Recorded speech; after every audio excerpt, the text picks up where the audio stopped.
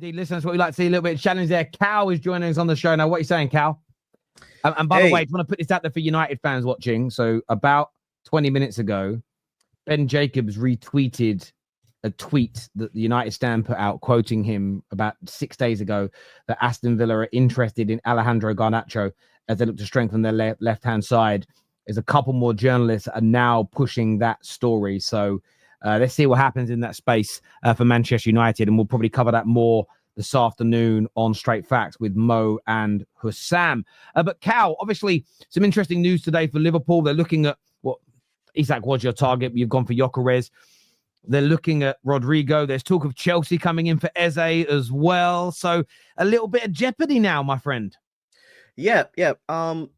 I'm not one of those fans who are super upset about Isak going to Liverpool, because I'm not obsessed with Isak. I think he is the best, one of the best, if not the best striker in the world, but you can't have them all. And he wasn't that interested in coming to Arsenal Football Club. We didn't have a divine right to get him, and he clearly wants to go to Liverpool. I think it's pretty clear. I actually don't think Liverpool get him this season. I think next season it's pretty much guaranteed, stamp signed, sealed. I think it will take an extremely big bid in order for Liverpool to get him this season. I think he has 3 years left in his contract. I think it's a really bad, and we need to think about all the clubs, think about PR and all that kind of stuff. It's a very, very bad look if the first time Newcastle wins this trophy, wins the Carabao Cup, and they're back in the Champions League, and they're now they're finally starting to build momentum. And the first thing they do in the summer transfer window is sell their world-class striker. It's just bad look. And this is a team that has aspirations of winning stuff. And while I do think financially getting the money probably might help them in the long run, I think doing it at this moment when he has 3 years on his contract and not actually having a punt, another go at the Champions League, I think it's just too bad of a look. And to be honest, I think they sign at Ekitike and get Isak and just run both of them. And then, because that's exciting for them if they could run both of them in the Champions League next season. And I think they'll probably get, I'm not sure, they'll probably get 5th again. And then they sell Isak to Liverpool, because I think Isak is Liverpool bound. It was either going to be Liverpool or Barcelona, and Barcelona's broke and they ain't gonna pay the fees. So I think Liverpool's going to get him. Concerning the Rodrigo thing, I think there's a really, really good chance that Rodrigo goes to Liverpool if Liverpool puts up the money. I think, honestly, if Arsenal put the money on the table, he comes to Arsenal. Personally, I think the draw of London is huge. It's one of the biggest attractions here. And the fact that our team were extremely good, plus all our players are entering their prime, I think that's pretty much attractive thing for Arsenal, because Rodrigo is at the same age of all our best players, and he's coming in, and all of us are all the players at Arsenal right now are entering their primes. He's going to be the players that he has that he's going to be playing with for years. And I think people think footballers think like fans. Footballers don't think like the fans. They're thinking about the long game. You know what I'm saying? And they're not Arsenal's complete garbage. They're crap. I will never go to Arsenal. They will never win a trophy. Players just don't think like that. You know what I'm saying? And but I do think it's a really if both of us put the money on the table, I think it's a 50-50. It's really, really tough. Concerning the Chelsea for Eze thing, I think that's hogwash. I don't think he goes to Chelsea. I don't think he just doesn't fit their wage structure, and he's not their age profile either. And they have Cole Palmer and $1 billion tens. They have $1 billion. Just bought a left winger as well in Byron Gittins. So the 2 positions that he plays, they and I'm pretty sure João Pedro could play the 10 as well. They just have too many. Just too many. I feel like any I can't see a serious player in their prime going to Chelsea right now, just because of how many players they have, and just it's just weird, to be honest. Chelsea's just such a conundrum right now, because they're doing well, but with their wage structure and how much players they're getting, I just can't see them going. World-class players, probably you're looking at Chelsea with a bit of a question mark about, are you going to match my ambitions in the immediate future? So Chelsea, we have no idea when they're going to suddenly flip the switch and go, right, we're buying world-class because we're now going to challenge for the league.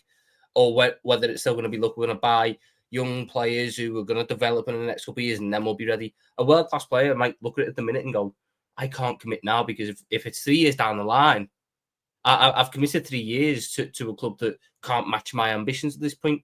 So I do agree on that point with the whole world-class players are a little bit iffy at the minute, especially in positions where there's a lot of players around them. So like on the right wing, for example, where they got Neto and they've got players like that, a world-class player goes, look, I can get into that team, but how do I know I fit into their immediate plans to match my ambitions in the short term? I think with back to the Rodrigo point quickly as well, I think it comes down to what we have to understand that players, I agree, that they're not looking at it with the lens that some fans do of, Arsenal haven't won a trophy in 6 years, Chase. I'm never going to play for them, whatever. But I think that Liverpool this summer have kind of thrown a spanner in the works with everyone's sort of perception of them. The perception of Liverpool was they're not going to buy world class, they'll develop world class. If they go in for these big players with big money, whatever, it won't really happen. They can't afford it. And then we've went and took Florian Wirtz from City and Bayern quite easily and quite quickly. Isak, the best striker on the market, albeit it's not the greatest market, but it's still the best striker on the market, is seemingly wants to join us. I think that's throwing a spanner in the works with the clubs going, oh, they can attract these players, and they're seemingly showing no signs of slowing down.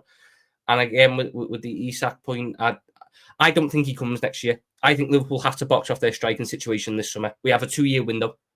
We have to maximise to get the most out of Salah, Van Dijk. Actually, that's something I didn't think about. That's actually true. We can't do a year where we buy a Mateta and go, we'll wait a year for the right guys to come available. Yeah. I think our plan when they signed their 2-year deal was, right, what can we do to maximise the next 2 years? And that's get world class where you can, who can immediately help. And then once Salah and Van Dijk depart, they're ready to take the mantle of the marquee players at the football club. That's why I don't think that Liverpool's mindset this summer is, well, we can't get Isak now, but we might get him next summer. So you know what? We'll wait. We'll buy a Mateta, or we'll buy I don't know, an Ollie Watkins or whatever for the year.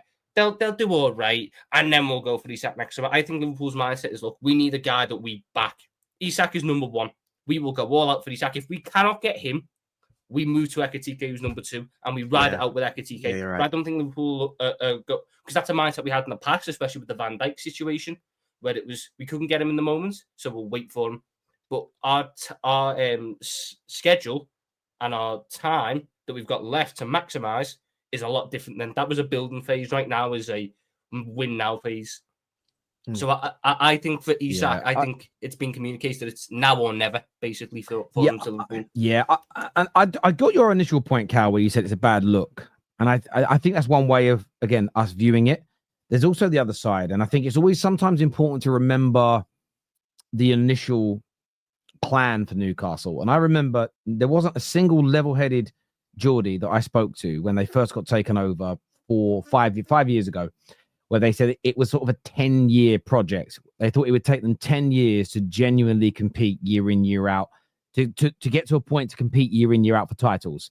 They're about halfway through that. They've started winning trophies and getting in the Champions League. Most clubs that the only disadvantage they have compared to Fergie rebuilding United in the 80s, as an example, Liverpool being rebuilt by FSG, is they don't have the size of fan base those clubs have in the income. So the money isn't the same.